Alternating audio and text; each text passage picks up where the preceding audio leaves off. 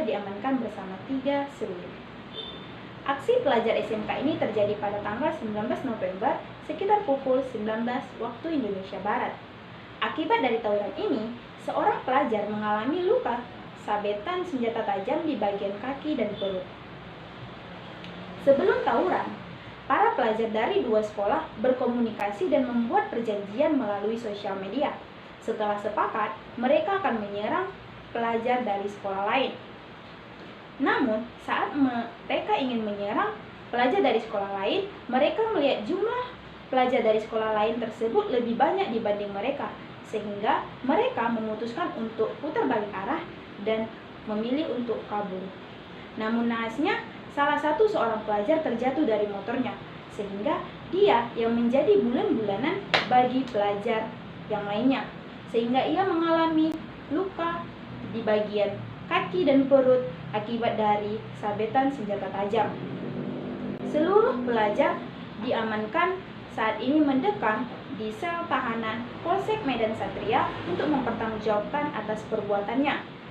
Dan mereka dijerat pasal 170 KUHP dan Undang-Undang Darurat Nomor 12 Tahun 1951 dan ancaman 12 tahun penjara. Nah, itulah salah satu contoh kasus penyimpangan etika lingkungan. Kasus air sungai yang tercemar limbah pabrik akibat kesalahan manusia.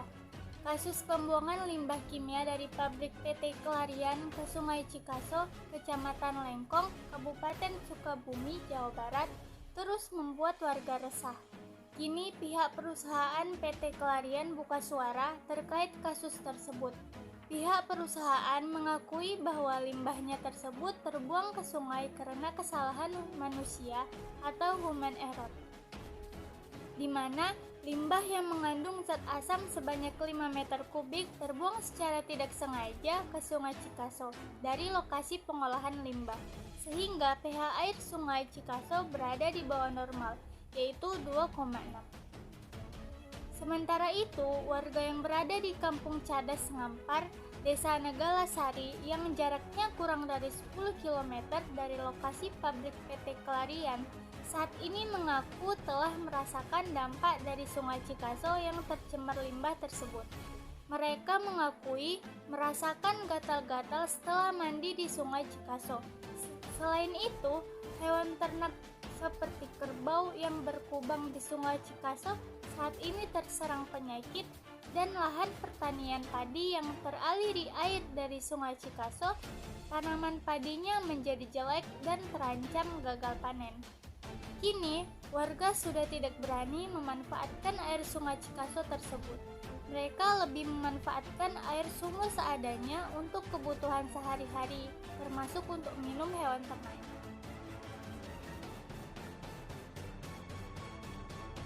Beberapa hal yang perlu diupayakan dalam mencegah atau mengatasi dampak negatif pembangunan industri antara lain adalah sebagai berikut.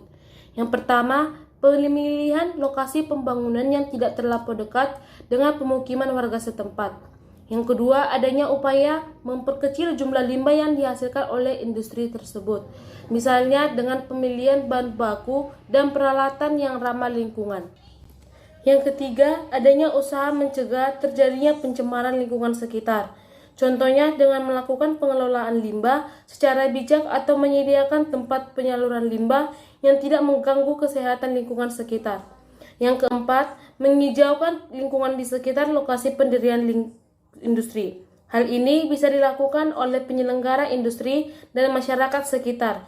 Seperti yang kita ketahui, pepohonan ataupun tanaman hijau lainnya mempunyai dampak signifikan dalam menetralkan udara yang kotor ataupun menjadi sumber penampungan air bersih. Dan kelima, penjagaan kebersihan lokasi industri dan lingkungan sekitarnya, memastikan tidak ada sampah yang terbuang yang tidak pada tempatnya.